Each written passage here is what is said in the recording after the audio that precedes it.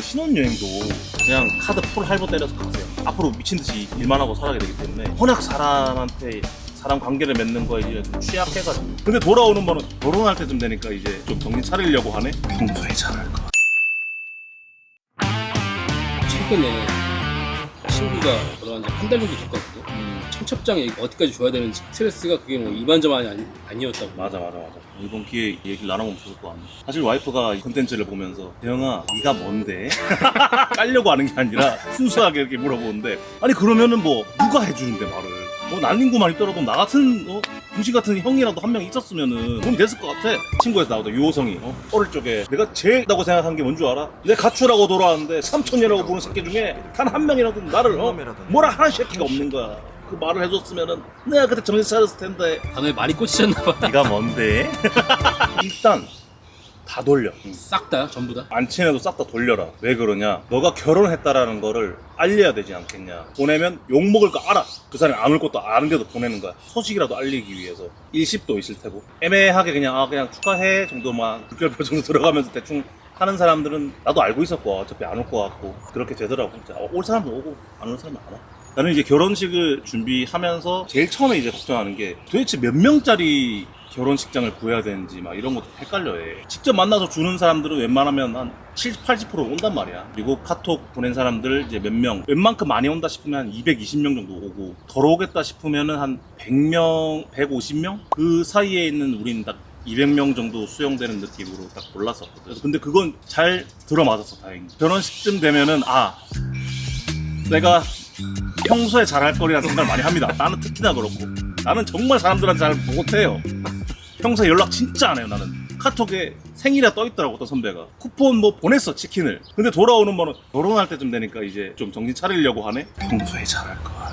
조금 샜네. 나는 내가 했던 후회 남지 않은 선택 중에 하나는 몰래 축가를 불러줬던 거야. 와이프랑 보면 순서를 다 짜요. 축가에서 자기가 부르겠다는 부분을 충분히 뺄 수 있어. 결혼식장 업체와 협업을 해가지고 정성이 들어져 있어도 좋고, 그 떨리는 순간에 축가를 와이프를 위해서 해줬다는 거가 진하게 남아있어.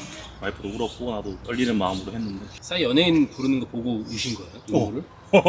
내가 와이프 몰래 와이프 회사 사람들 연락했어. 이거 와이프 몰래 진행하는 거다. 그 중에서 좀 약간 좀 리더격인 사람 한 명을 딱 선택해가지고 장미꽃이랑 이런 거 저런 거 다 주면서 군대 후임부터 해가지고 친구부터 해가지고 현수막을 내가 만들었어요. 키큰 놈들 현수막 들게 하고 사람들 나와가지고 꽃 전달해주고. 내가 다 이게 또 세팅했지. 설계자. 그때도 내가 짰네. 이런 거를 와이프는 좀 감동 먹어 하시더라고. 옛날부터. MC도 베프한테 시키는 게 난 가장 좋은 것 같아. 나는 사회가 특이했던 게 친구한테 부탁했는데 친구가 너무 숫기가 없었고, 그때 당시 때 내가 스탠드업 코미디 쇼라고 뭐 하나 뭐 준비하고 있던 게 있었어요. 김준호 선배님이랑 김대희 선배님이랑 같이 했던. 근데 부탁할까 하다가 진짜 난 사바사바를 못해. 마음속에만 담고만 있었어. 김준호 선배님이 얼간 김준호로 해가지고 유튜브를 하셨단 말이에요. 팬미팅 같은 걸 했어. 그 스탠드업 공연장에서. 와이프도 거기 잠깐 보러 가서 팬미팅 중에 가위바위보 해가지고 최종으로 남은 사람이 김준호 선배님이 쓸 수 있는 기회가 주어졌단 말이에요. 와이프는 이거 하면서도 나한테 옆으로 하는 말이, 나는 살면서 이렇게 해본 적이 없다라고 얘기하더라고. 그랬는데 결국은 이겨버렸어, 와이프가. 진짜요? 그래요. 뭘 해드릴까요? 사회 좀 봐주세요 된 거야. 김준호 선배님이 진짜 바쁠 때였어. 1박 2일 하고 막 진짜 너무 감사하고. 그 뒤로 내가 잘했어야 되는데. 죄송합니다. 진짜. 이렇게 되네요. 참, 안 되네.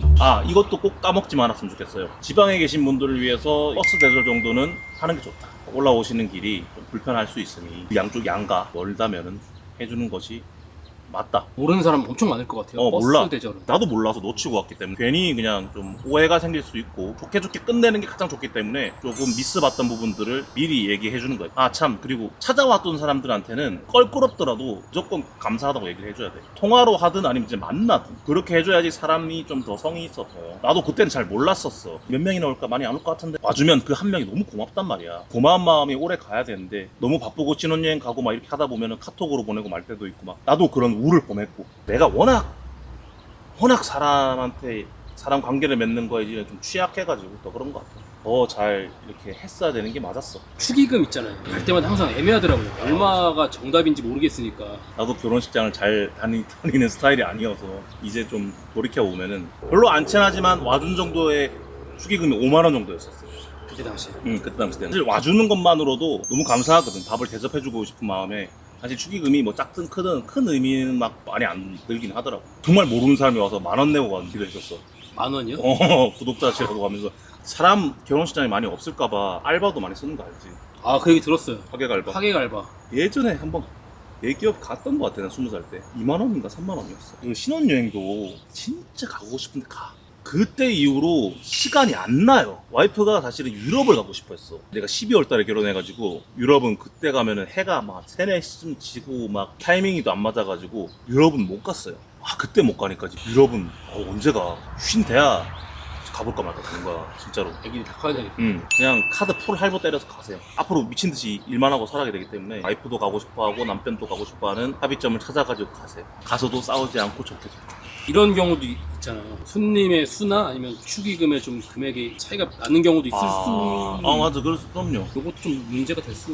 이게 왜 문제가 될까? 문제가 된다는 것 자체가 내가 더 사람 많이 데리고 하고 돈 많이 벌어냈다 이런 개념인가? 그러면 안 돼. 이게 어떻게 될 줄 알고. 나도 와이프가 계속 난 직장일 생활할 줄 알았어요. 집안일을 난 진짜 할 마음가짐으로 난 결혼했어. 사람 일은 몰라. 내가 하는 일이 잘 좀 돼가지고 이렇게 와이프가 오히려 일을 내려놓고 내가 외벌이로 될 줄 몰라. 애가 아픈 괜히 설레발 안 쳤으면 좋겠어. 야, 그 말이 나온다는 것부터는 어우 진짜 결혼생활 힘들 겁니다. 시작의 단추를 잘못 끼지 마세요. 어떤 데는 그냥 남편도 와이프도 따로따로 한다 하더라. 아니 뭐 그런 사람도 있으시니까 좋은 점도 있고 안 좋은 점도 분명히 있을 거니까 몰라. 내 입장에서는 그런가 싶은 거지. 누군가도 댓글로 그렇게 얘기했더라고. 하물며 30몇 년을 지낸 형제들도 맨날 피 터지게 싸우고 하는데 왜 안 싸우고 왜 가치관이 다 맞길 바라고 서로 잘 맞춰가면서 노력하는 해가는 게 그런 과정이야. 부모랑도 싸워. 전혀 딴 집에서 자라난 상대방과 말 잘해야지. 좋게 가장 좋아.